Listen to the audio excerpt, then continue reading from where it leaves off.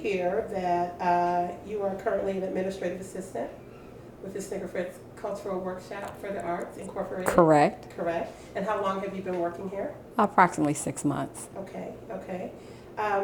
So would you do me a favor? Can you tell me just a little bit about your life growing up in Cleveland? I've been able to see a lot of things, not necessarily participating in some historical events, but experiencing the historical events such as the Glenville riots, the Hough riots, and some major changes that have gone on through the city. Okay, okay. Would you like to tell me a little bit about yourself and the history of your family here in Cleveland? I am one of two. My mom had 3 siblings, and out of the 4 brothers and sisters, they had 19 children, and we were all basically raised as brother and sisters.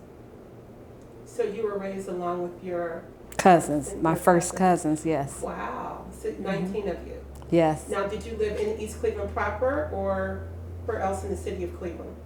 Cleveland. Cleveland. Mm-hmm. And what specific area in Cleveland did you grow up? The Woodland area, the Cleveland area, the East Cleveland area. Okay, Woodland area. Mm-hmm. Now, did you attend elementary school in any of the areas that you spoke of? Cleveland and East Cleveland, Cleveland. East Cleveland Elementary School? Correct. What school did you attend in Cleveland? Columbia Elementary School is no longer there. Where was it located? 105 between Superior and St. Clair. Okay, Columbia. Mm-hmm. Okay. And where did you attend middle school? I attended Jameson, Robert H. Jameson Junior High School. Okay. That was the Harvard area. Okay, okay, okay. So can you tell me a little bit, let's go back a little bit. You talked about your mom and her siblings and your cousins. Mm-hmm. Where were your grandparents from? Were they native Clevelanders? My grandmom on my father's side was brought here to Cleveland when she was 7 years old. So my father and mother were both born here in Cleveland. My grandmother on my mom's side was from Tennessee. Okay. Do you know what part of Tennessee at all? No. Okay. No, she died at an early age. Okay. What about your grandparents on your dad's side? What part of Tennessee? They're No. from Tennessee as well? Yes.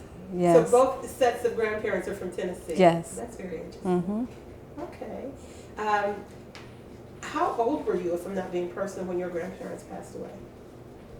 I was not born when my mother's mother passed. I wasn't born. And when my grandmother on my father's side died, I was 21. Okay, okay. And did you have a very close relationship? Yes, I did. Good. What did she teach you? Did she teach you some wonderful things? She taught me how to cook. Did she teach you how to cook? Yes, she did. What's your favorite dish? Chicken and dumplings Oh, wow. from scratch. From scratch. Okay, okay. So I see here, I'm looking, both your parents were born here in Cleveland. Mm-hmm. And do you know what schools they attended? I know my mom went to Central High School. Okay. I'm not familiar with what school my dad went to. Okay. Now, are both your parents still living? No. Okay. So, can you tell me a little bit about your mom? What did she do? She ended up attending Jane Addams High School and eventually went to Mount Sinai and went through their nursing program and became a licensed practical nurse in the early 50s. My dad was a local truck driver. Okay, and where did your mom work? Mount Sinai Hospital. Mm-hmm. Okay. She became a surgical nurse, and when she left Mount Sinai, she went to Huron Road Hospital and was an emergency room nurse. Wow. Huron Road Hospital being located in East Cleveland. Now, did you and your parents, did you live in East Cleveland during that time when she worked at Huron Road and Mount Sinai? When she worked at Mount Sinai, Mount Sinai. we lived in East Cleveland, Okay. yes. So, can you tell me, how old were you when you lived here in East Cleveland? The first time I was 9 years old. Puts me like in the 4th grade, 3rd or 4th grade. Okay. So you said the first time. So how many times have you lived here in East Cleveland? 3 times. Really? Yes. So the first time you were 9, Yes. and you lived here for how long? About a year and a half. Okay. And how old were you during the second time you lived here in East I Cleveland? was an adult, Okay. and I raised my son, and I was here until 91. So can you give me a brief time frame from when until 1991? 79 or 81. To 1991, so that's Correct. about 20 years that you were a resident here in East Cleveland? Approximately. Okay, and then you left, Yes. And then you- briefly. and you came back. So what year did you come back?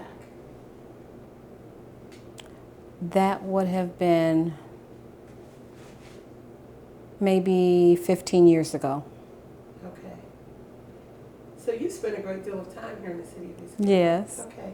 So I'll tell you what, now where did you graduate from high school? John F. Kennedy High School in the Lee Harvard area. Okay, okay. And are you married? No. Okay. And do you have children? Yes. Could you tell me a little bit about your children? I have one son who is 40 years old as of May of this month, and he has one daughter that will be 21 next month. He's retired from the military and currently working for the VA. Okay. Now, does your son or your granddaughter live in East Cleveland? My granddaughter lives in East Cleveland Okay. And how long has she lived here? all her life. All her life. Yeah. Okay. Okay. So I'm going to go on. I have a couple questions here that I'd like to ask you. I want you to take time and think back to your earliest memory of East Cleveland and tell me what life was like then for you and possibly for what you could see was taking place in the city. That would have been around 1962, 1963. It was more like a suburb at that time. And the school systems were excellent at that time. Okay. 1962, 1963. Oh, yeah. Okay. So can you think of any other interesting things that were taking place in the city? At that time, no. Other than, when you're a little kid, you like the parks and things. So they had great parks, Forest Hills Park. Okay. Just the different fast food places that were available at that time. Okay. You had Bob Evans around not Bob Evans, Bob's Big Boy, Oh, okay. near Euclid and Noble. Then you had a few other places that as a child, it's special to go to fast food locations. And it had the gigantic Big Bob Evans sign, and the boy with the burger. Okay. So that was fun going to. So that's the first time I've heard about Bob's Big Boy Yeah. being in East Cleveland. What other places can you remember? Hough Bakery. Okay. The factory of Hough Bakery being in East Cleveland. So what did you like most about Hough Bakery? What was your favorite? They're hot cross buns that they only sold during the Lent season. Okay. And when I moved back to East Cleveland with my son, with the main factory being on Lakeview, Okay. they had local stores right at the corner of Euclid and Superior. So whenever I got off work, my son would meet me up there, and we would get cakes and create names. Happy birthday to various people. Just to buy a cake. Just to buy a cake, yeah. Now that's really interesting. So about how old were you then during the Hough Bakery period when you were, He was about 8, so about 26. Okay, okay. So at 26, and you're back in East Cleveland. Can you think of what made Cleveland different from East Cleveland, or East Cleveland different from Cleveland during that time? East Cleveland was in a process of changing. A lot of things were changing. They were modifying things. Some of the places like the Hough Bakery eventually closed in a few years. There was a large building at the corner of Euclid and Superior. It housed the Hough Bakery. It housed an exterminating place that also, helped with your planting goods and sold religious artifacts. That is now located at Euclid and Forest Hills Boulevard because that building was torn down. Okay, okay. And they made a shopping center. So they took out the old and brought the new. So now you have a shopping center located right on that corner where it's a Payless, Two Cousins, Beauty Supply, and some tax places. Okay. So what necessarily would you say would be the difference between East Cleveland and Cleveland during that time?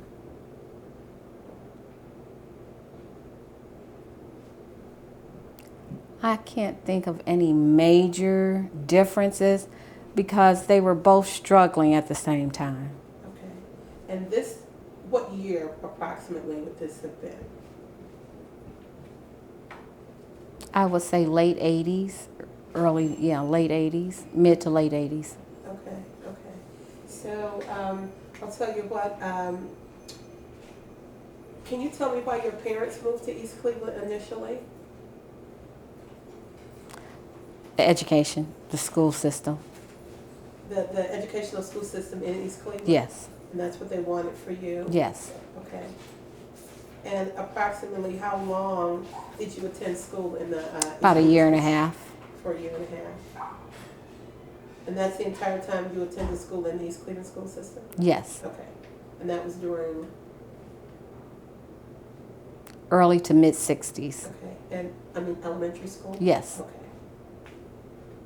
Okay, that's really good. Now, ironically, my teacher that I had in elementary school, my son ended up having that same teacher as his English teacher in high school. In high school? Yeah.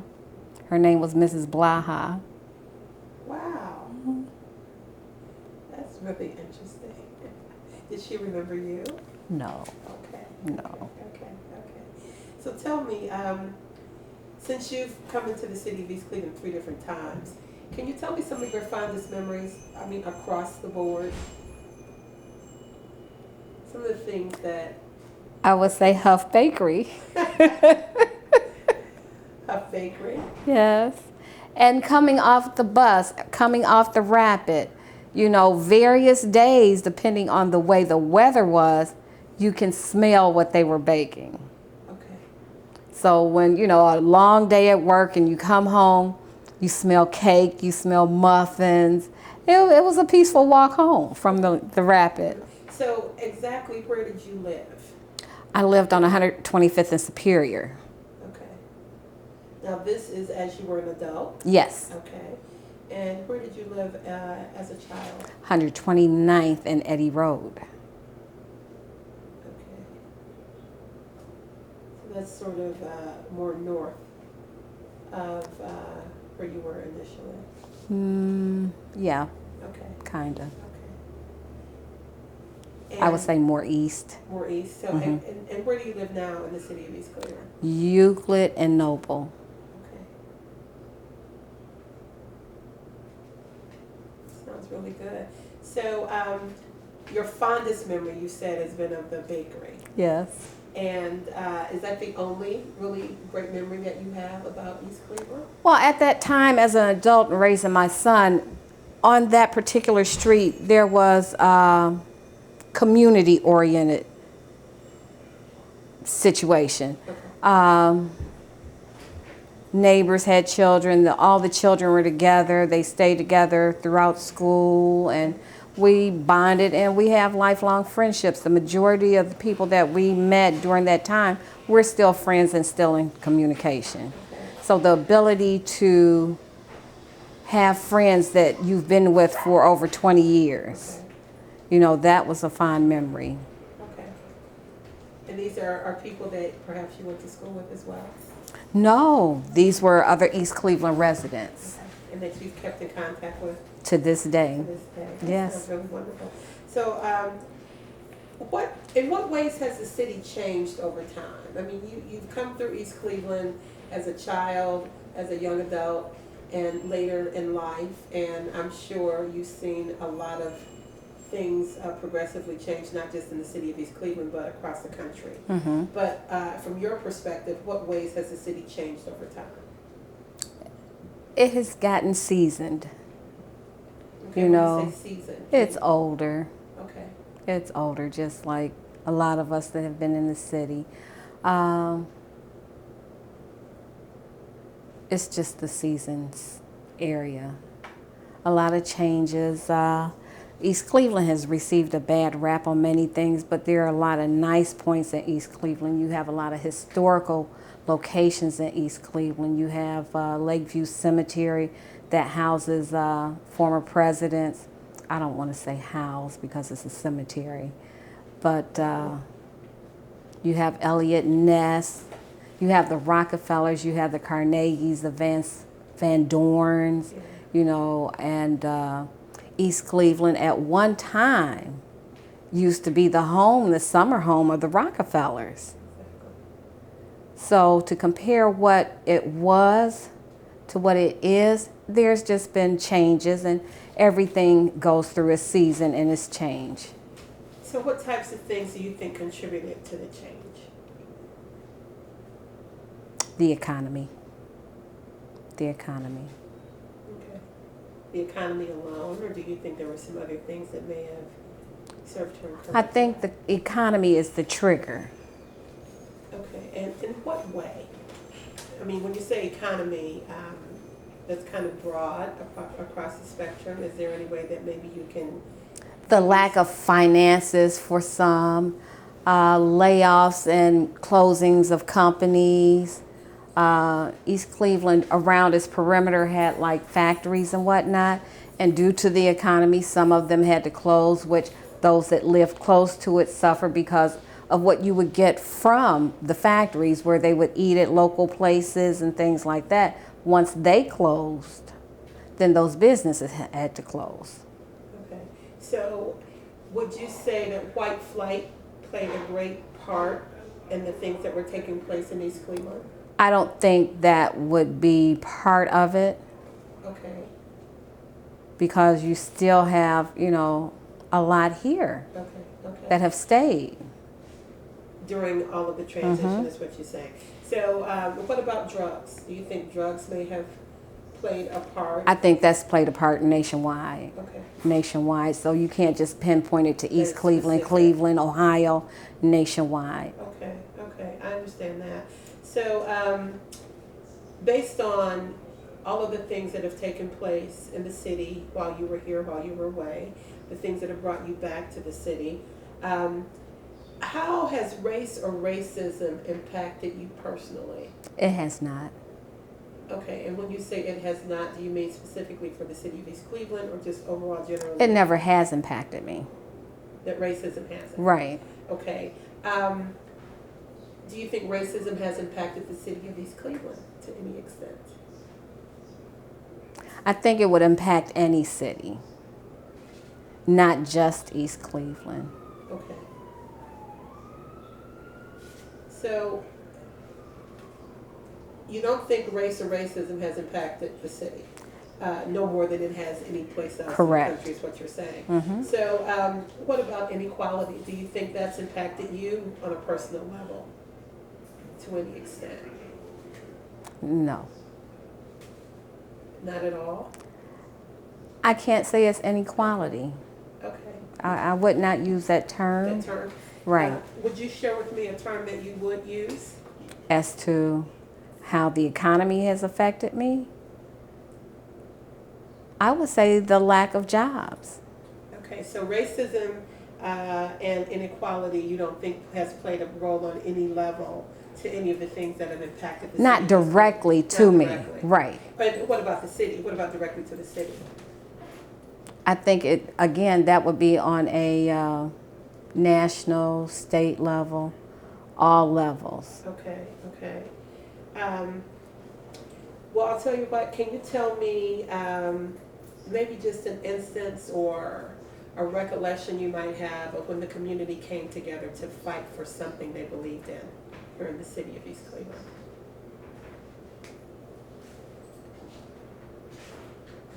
Not offhand, I can't think of anything. You know, I can think of different community activities they had, but not so much in support of anything in particular. Okay, so let's go back just a little bit. You talked very early on about the Hough riots and the Glenville riots and that sort of thing.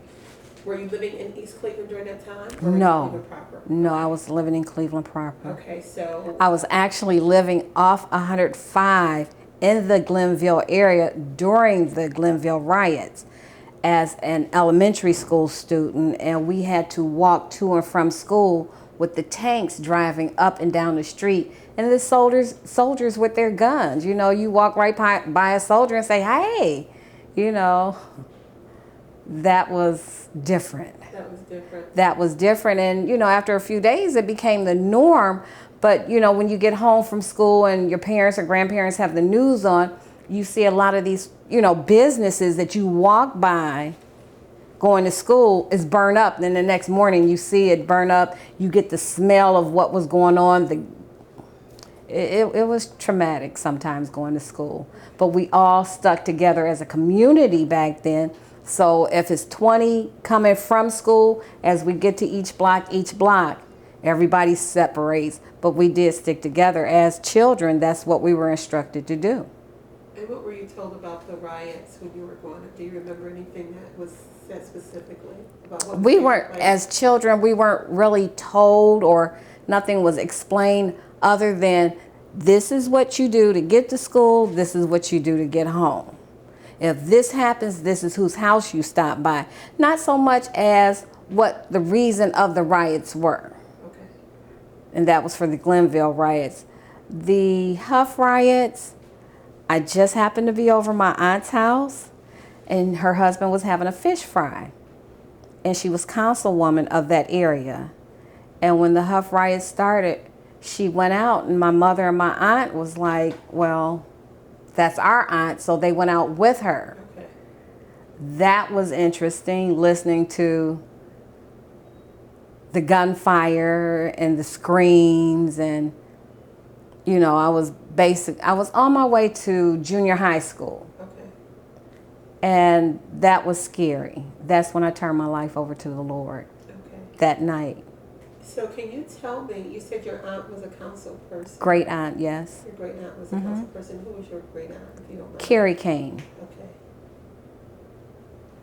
And she was a council person For the Hough. For the Hough area. Yes.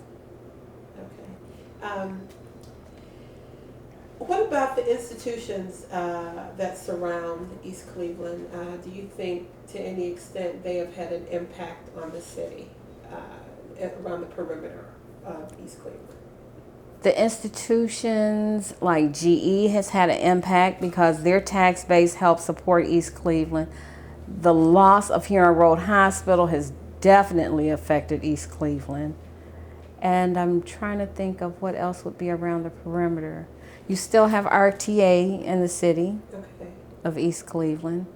So that's still income for the city. Exactly. But due to more economic budget cuts, you've had schools torn down. Roselle Elementary School is now torn down, which that's the school I attended.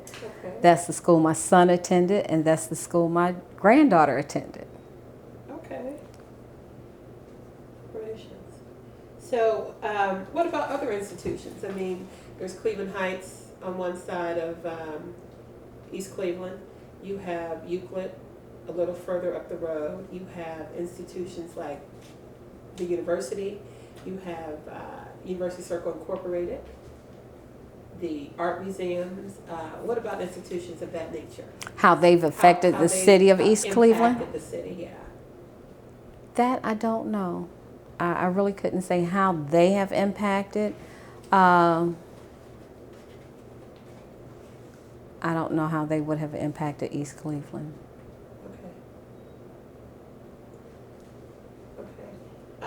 So I want to ask you,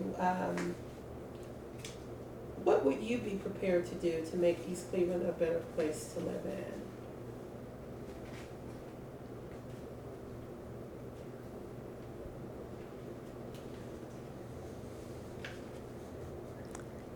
in? One, bring jobs back.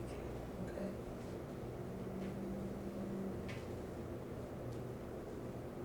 And bring the hospital back. If I had the ability to do those things. And bring a major hospital back? Yes. Okay.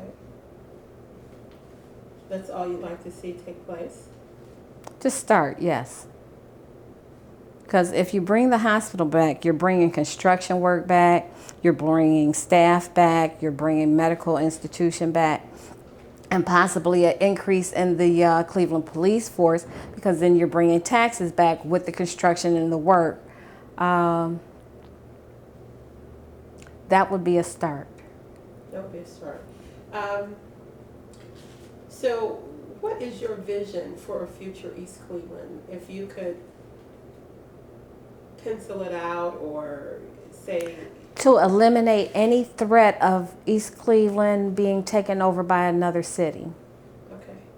So you perceive that there are threats of that taking place? There have been. There have been. Been taken over by others. So that would be the first thing that you would like to see For East Cleveland to stay independent. To be independent. Yeah. What types of things do you think it'll take for East Cleveland to remain independent?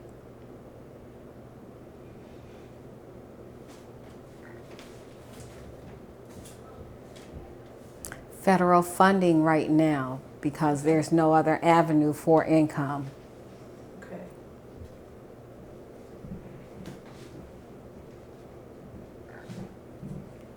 Let's see here. I want to couch this question the right way. Tell me about major issues that you feel that need to be addressed in order to better say the neighborhoods in the city. And that goes back to the economy and people losing houses. You have a lot of abandoned houses in the city of East Cleveland, and I would think getting those abandoned houses torn down, that would provide more safety for what residents are left in the city. Abandoned houses. Mm-hmm. Okay. Are there other issues that you feel that need to be addressed besides just the abandoned houses? There's so many that need to be addressed, but that would be another start, to bring businesses back, to bring jobs, eliminate the abandoned houses, and that would get people back into the city. Okay. Because with your, abandoned houses and not safe areas, people don't want to come into the city. So, that's a start. Getting the jobs back, get a major hospital back, eliminate the empty houses. The empty houses. Mm-hmm. What about the educational system here in the city of East Cleveland? They've been good. Chambers has a very good program. Shaw has an excellent program. They provide an excellent educational program. It's just how do you get your youth interested in it? Okay. And when you say educational program, what type of program? Their curriculum, they have various curriculums. They have, what's that word? I can't think of it. Where they have a great college program, a college prep program, and they have programs that if you're not college oriented, that you can go into a career. They have a cosmetology program. They used to have an auto mechanics program. So they have nice programs and curriculums that the kids have a selection. It's just retaining the children into the school. Okay. So is there anything else that you'd like to share with me about living here in the city or your experiences for others who may listen to this interview? What is it that you would like to say? Not to look at East Cleveland as a negative area. It's not as dangerous or unsafe as people are perceived by the media. I've lived here and, you're going to have problems everywhere, and East Cleveland is not as dangerous as people think it is. Okay. Do you think perhaps there are underlying reasons why East Cleveland is portrayed in such a negative? One of the underlying reasons is the media. You know, things happen everywhere, but when it happens in East Cleveland, the first thought is, oh, there's East Cleveland again because of the things that have happened. And there's recently a lot of things that's been going on. But if they had a better budget, they would have a, larger police force to handle those things. So why do you think, or do you think there are underlying reasons why the media focuses on East Cleveland? I don't think they focus on East Cleveland, but say you have a reporter listening to a scanner. He hears East Cleveland, he knows, oh, I'm going to that. Opposed to if he heard something in Shaker Heights. Okay. So earlier I talked to you a little bit about, I asked about race and racism and inequalities and that sort of thing. So do you think perhaps there's some level of bias for the media when it comes to the city of East Cleveland, where race or racism is concerned? No. No, and I know the question you're asking. I have to honestly say no, because it's not based on color. Crime doesn't have a color. Okay. So when you say that the media, if someone's listening to a scanner and they will choose to make the drive to East Cleveland before they make the drive to Shaker, how is that to be interpreted? Economically. It's an economic. So economically, the reporter is choosing to report about the crime here in East Cleveland because of the economic situation here versus in Shaker. Right. Okay. So what about maybe, if not racism, classism? Do you think that's affected? Yes. Okay. And in what ways and how do you think classism? I really can't pinpoint that or, break it down or explain it.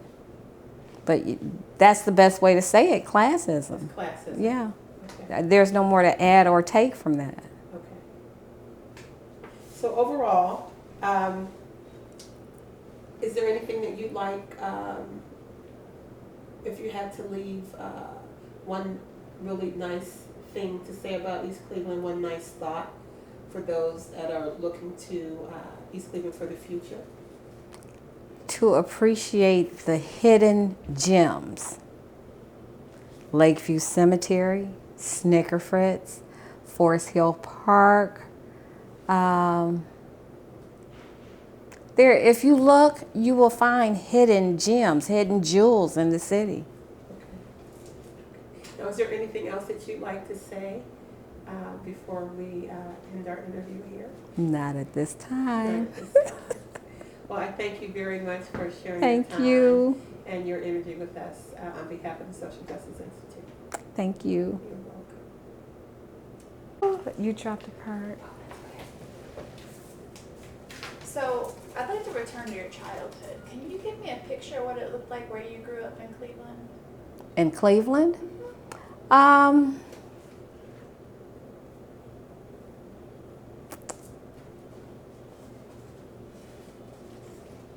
I want to say a community where you can walk a few blocks and be at the butcher store, the bank, the grocery store, the drugstore that had the stools that you could swivel around in, and basically a safe area at that time. Did you live in an apartment, a house? No, a two-family house across the street from a major high school, Glenville High School, at the time. And did you live with both your parents? No, I stayed with my father and grandmother. And this is in Cleveland? In Cleveland, off 105th and near St. Clair. And you have one sibling? Yes. Was it your Sister. Sister? Did Yes. she stay with you as well? Yes. Mm-hmm. So where was your mom? In nursing school. In nursing school. And once she got her nursing degree and got settled into her nursing employment, then we went to stay with her, and that's when we moved into East Cleveland. So who were your friends? Our neighbors that were on the street. And as the riots began, all the children were informed, and we knew that everybody on this street, we stayed together. We leave at the same time, we go to school, we come home at the same time. So you would say 10 kids off this street, 10 kids off the block around the corner. You know, you may have 30 little children walking together. We knew that all 10 drop off at this street, all 10 drop off at this street, and then we're on our street. And the older children on the street were responsible for the younger ones. So the first 2 weeks, you know, we were escorted to school, and then the older kids would bring us to and from school, and we knew to stay with them. And how long did the riots last? They were brief. The Glenville riots were not that long. The exact time and date, I can't remember. But did that change how you felt about safety? Yes, yes it did. It changed, but I was one of the younger children. I was not one of the older ones protecting the younger ones. So we had to do what we were instructed by the older, teenagers. They always walked behind us. We had to stay in front of them so they could watch us and, help us. And so you'd said that your son was retired from the military, right? U.S. Air Force. My branch. I got family there. So your experience with the military as a young person, with the military actually being in your neighborhood, did that affect how you felt about your son? No, because the majority of my family is military. My sister did 20 years in the United States Air Force. My father was a staff sergeant in the Army. My uncles were sergeants in the Army. My first cousins, they ended up going to the Navy, the Army, some were in the Air Force. So our family was basically military. And as a child growing up, when the families all collaborated, it was always military stories. You're sitting around at holidays listening to the military stories. And as kids, we had questions, and my question was, do they really scream and holler at you in boot camp? And do you really crawl around in the dirt and go out in the woods and things? And it's like, yes, you'll never make it, is what I always heard. I don't get up early. I don't react well to screaming and hollering. And I am not an outdoors person with crawly things in the dirt. So I'm not that military-oriented person. I love the kitchen, and I love my grandmother in the kitchen with me. So do you feel like your family being part of the military changed your perception of soldiers and tanks being on your street? Were they able to explain it to you? I had more security because with the aunts and uncles and things like that were in the military, we understood, we were able to describe the weapons we, saw. Daddy, remember that gun you said that looked like so and so and so? I saw that gun, Daddy.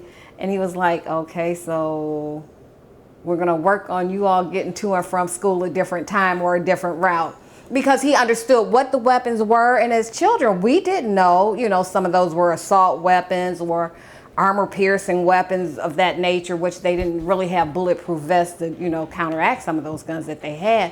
But as children, we noticed adults had started walking to school with us, which we didn't know or understand. But when you get little kids coming home describing what guns, it was exciting. Daddy was in the military and he used to shoot this. It's like, Daddy, was that the gun you used to shoot in the military? So I was like, well, yeah, when'd you see that? And was it a predominantly African-American neighborhood, or was it mixed? It was mixed at that time in the early 60s. Mm-hmm. And do you feel like your parents and parents of what your white friends, were they able to come together to work together to get all of you to and from school safely? Yes. And a lot of my dad's friends were of different ethnic backgrounds. His best friend's wife was Japanese. So, we didn't really interact a lot with the people on our street. We actually used Lake Erie as our backdrop and our playground.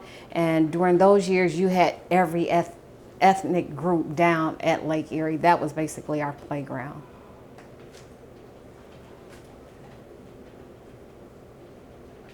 So, you said you were 8 or 9 when you actually moved to East Cleveland the first time. So, if you moved for the schools, how did the school compare to where you came from in Cleveland?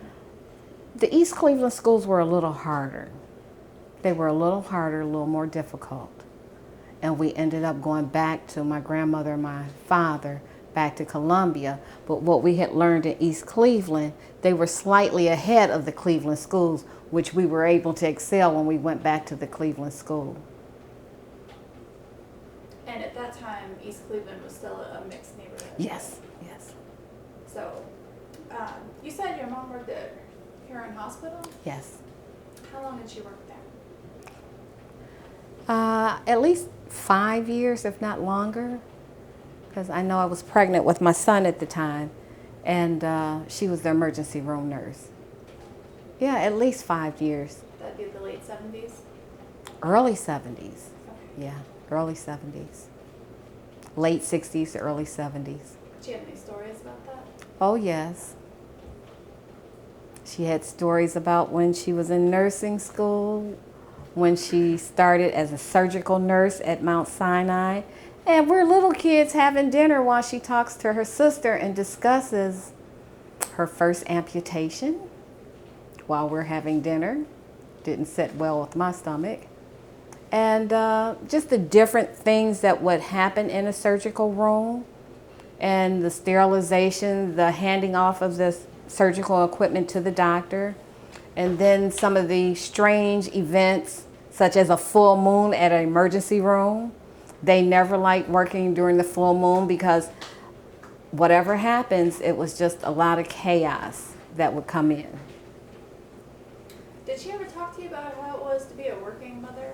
Like what it meant for her to have a job? No, because a lot of our family were, working mothers, even though a lot of the relatives had 2 parents, they were all working, and that's where the responsibility of the 19 cousins came in. We all watched each other or our other, our second generation children. It must have been a blessing to have such a large extended family. I can look back now and see that it was, and it was normal to us, so it didn't seem any different. That was just the norm. And when I can look back now, I see that they intentionally set it up, because now when something happens, we all come together as that group again. And it's as though we were never separated.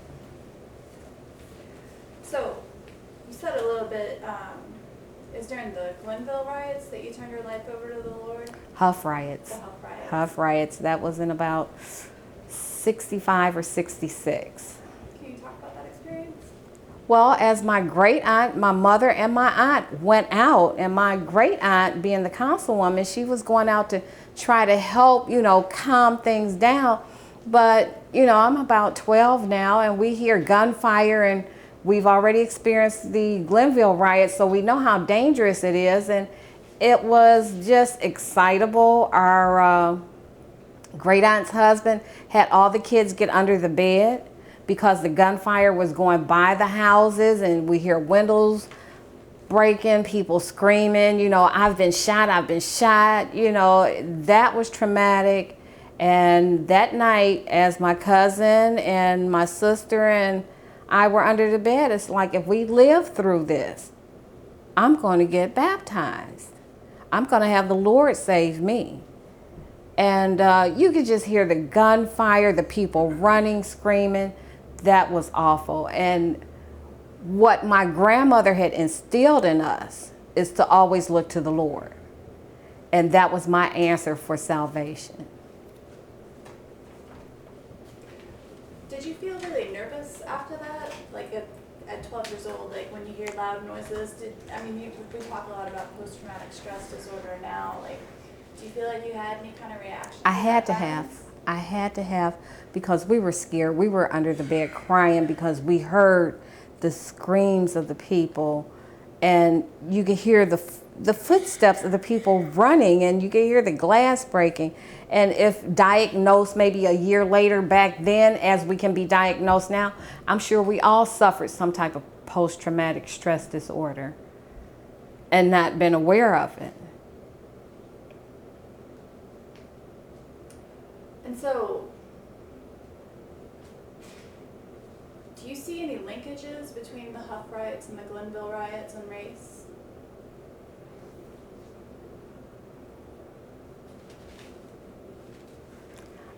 I'm going to run back to economy because of the economic problems that those people were having at the time. I don't want to use it as a racial issue. Okay, well, can we talk about race then? Have you had any positive experiences of race? My whole family is basically international. And that's why when the race card comes up, I can't, because I don't have racial issues, you know, because we've been exposed to all different cultures. And you're supposed to love your brother no matter what color they are. So I can't blame things on a race issue. How would you identify in your own words your race?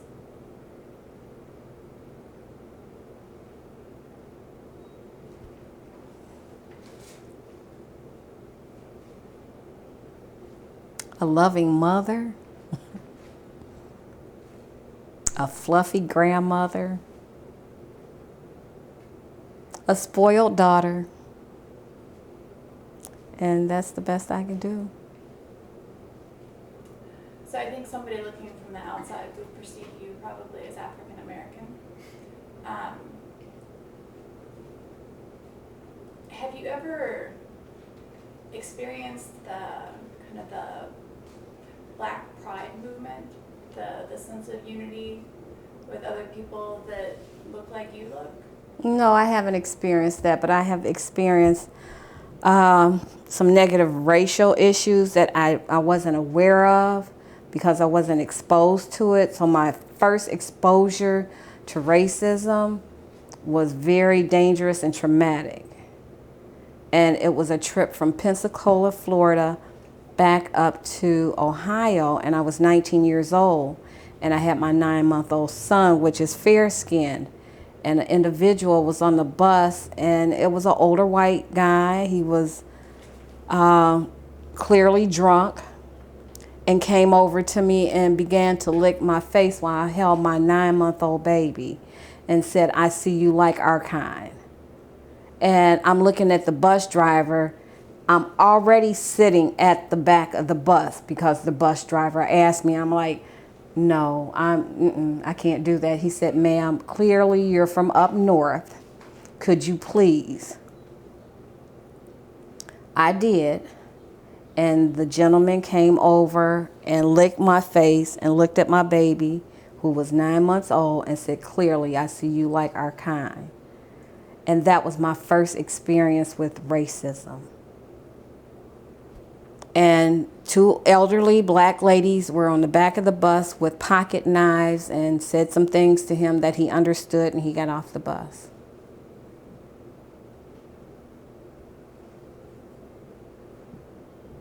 I'm sorry.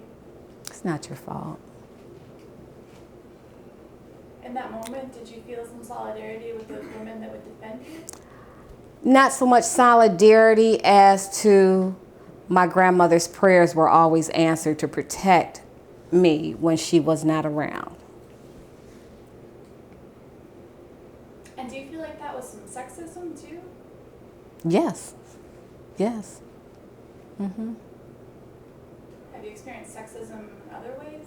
No. So, your son's father. Is African American, just fair skin.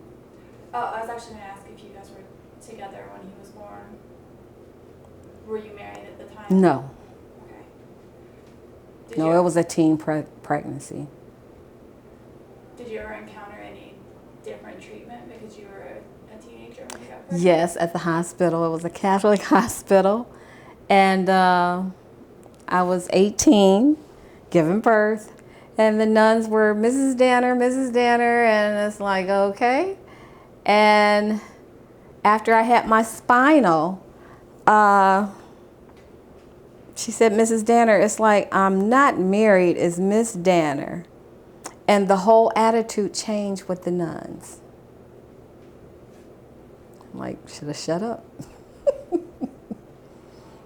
But, you know, they were still nice and polite and professional, but after that, their whole, you know, demeanor changed.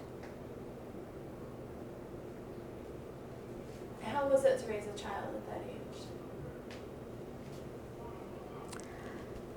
I don't think it was different because it goes back to the family environment. My older cousins had done the same thing. So after watching how they took care of their children, which in turn, when they had to go to work, we were the babysitters. So it was normal for us. And does your extended family still live all in the Cleveland area? Majority of us do, yes.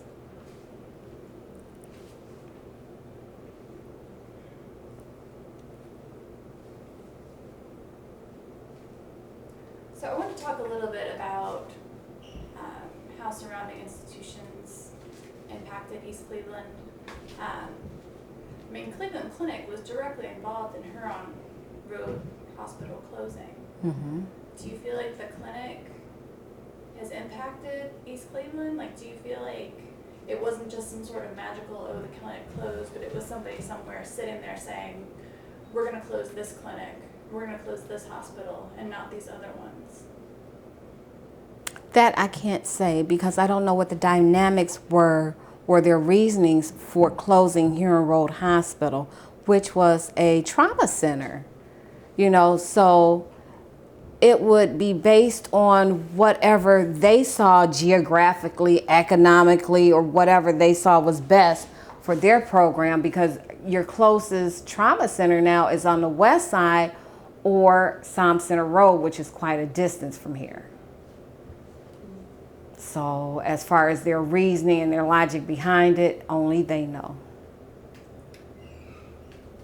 And so, have you seen the new developments, the Circle East? Yes, yes. So, University Circle is kind of landlocked, right? Yes. There's nowhere to go for it to go. Correct. Except. Towards East Cleveland. How do you feel about that? Great, because that's bringing up the economy. That's bringing income into East Cleveland. So as you come that way from the west east, it's bringing it up. And do you think those job opportunities that might be made from that kind of development, do you think that those are going to be jobs for people in East Cleveland, or do you think they're going to bring jobs for other people? They're going to bring jobs for other people, because you'll have your construction jobs, your architectural jobs. They don't have architectural companies here in East Cleveland, nor construction companies. They may have one construction company here. And you know, with the construction companies, you have to have the bid won. You have to win the bid. So there will be outside companies coming in, but they will be spending money in the city of East Cleveland. And so you had mentioned some things about safety. How do you feel about your personal safety living in I'm East fine. Cleveland? I'm fine. So with the recent cuts in the police force, do you feel like that's changed anything in the I'm city? fine.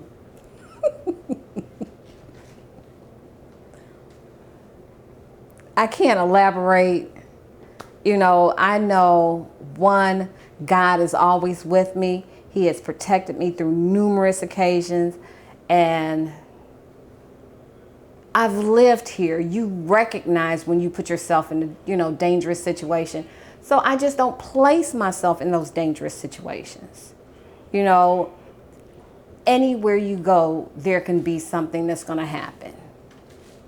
But if you know during this certain period of time, it's really crazy, don't go to that place at that certain time. So could you give me a specific example? Like you wouldn't be out after 10 o'clock at night, or? I'm fine at 10 o'clock at night. I'd say when the bar is closed. 2:30 in the morning, I'm not going to walk outside by myself unprotected. How do you feel about your granddaughter's safety in East Cleveland? She's done well. You know, she's been born and raised. She has her own protection system, so she's fine. I've taught her how to look out for herself. She's had some encounters, you know, and she knew then to go into somewhere safe, public, and she made her phone call and stayed there until she was retrieved. Don't you wish we lived in a world where that didn't happen? Yes. Yes. But that's worldwide. And that's, you know, been that way for quite a long time. You know, I could say if we lived back in the Western days, she would be all right, but she wouldn't, because we wouldn't have to worry about crime, but maybe the environment, you know, bears, wolves, snakes. So your time period doesn't make a bit of difference. You know, if we go out in space, then we would worry about space creatures. So there will be always some type of threat. But you don't think that it's different, that it's a human threat? Well, bears, wolves, snakes can threaten humans. I would just hope that that we could somehow appeal to their better nature. Due to the circumstances of those people and whatever trauma, whatever issues those people have, they may not have that type of compassion.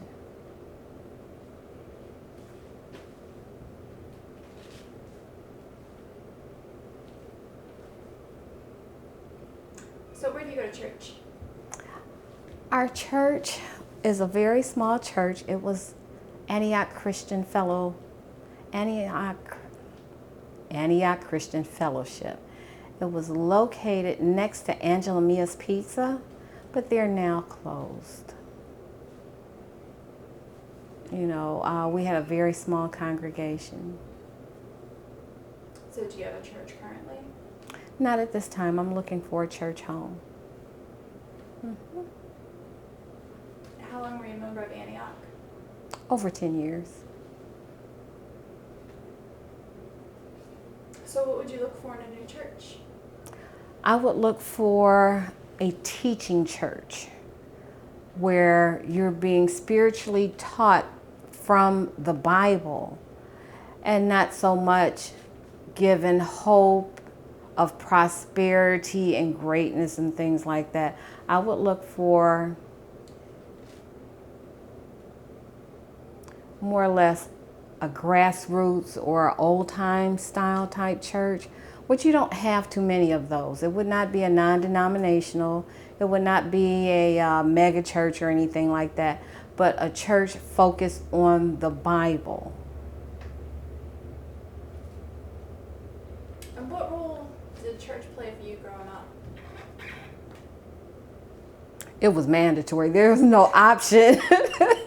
There was no option. And when we went to church with our grandmother, she was a nurse in the church and she also sang in the choir, and she made the church nurses' capes. At that time, the nurses wore white uniforms, white caps, white shoes, and their nurses wore the capes. The nurses' capes, they were navy blue on the outside and red satin on the inside. So my grandmother would spend a lot of time making those uniforms, those capes.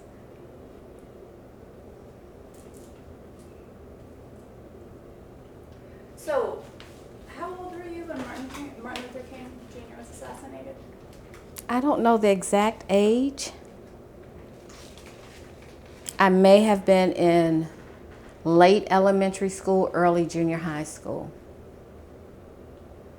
Did that impact you at all? It had, because I had met him. Yes, he had came to the parking lot of A.J. Rickoff, And that was maybe 67, 66, 67. So I was probably in junior high school.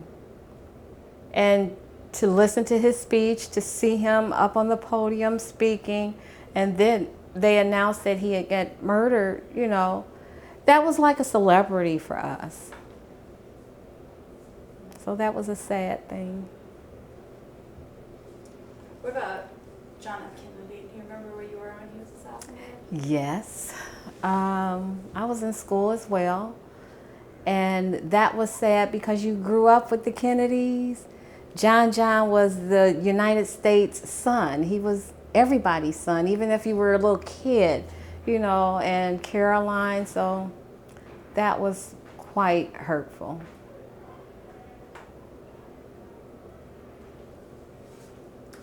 So you said that you had that unfortunate experience when you were down in Pensacola. Did you do a lot of traveling outside of Cleveland? No, that was my first out-of-state trip, and I had my baby. I was visiting my sister who was in the Air Force. And that was my first time ever in the South, my first time ever in Florida. I was to stay there for a month, but after she told me that the crocodiles come off the out the ponds and whatnot, and it was mating season, make sure the door is latched, because the baby was 9 months old and crawling. You know, make sure the door is latched. It just didn't, that formula did not work for me. And she was going on a date, leaving me on the base across from a federal prison. And I'm like, I want to go home right now. So she put me on a bus within hours so I can go back home.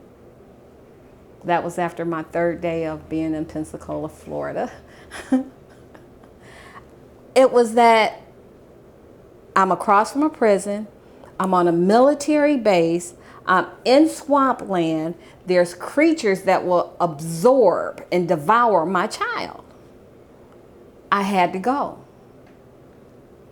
My grandmother always said, you know, if so-and-so jumped off the bridge, are you going to jump off too? No. It was her choice to be in the military, her choice to be stationed there. It was not mine, and I wanted to get back to my grandmother. And you lost your grandmother a little bit after that, right? Yes. My son was approximately 2. It must have been hard. I can see now it was devastating. I didn't know it was devastating then. That it was a post-traumatic situation, but I didn't know that.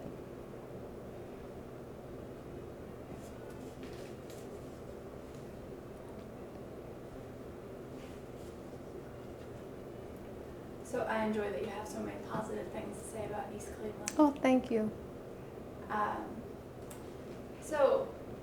So now as a grandmother in East Cleveland, what's your fondest thing about the city? I'm close to my granddaughter. And in an emergency, she knows she can call me no matter what time. And with us being so close, I can get to her in no time.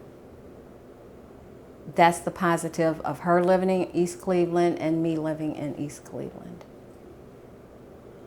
So family's still really important. Oh, yes. Yes. So is there anything else that we talked about that you wanted to comment on? No. Okay. I wanted to say thank you again for participating. We really, really appreciate sharing your stories with us. Thank you. Okay, I'll turn this off.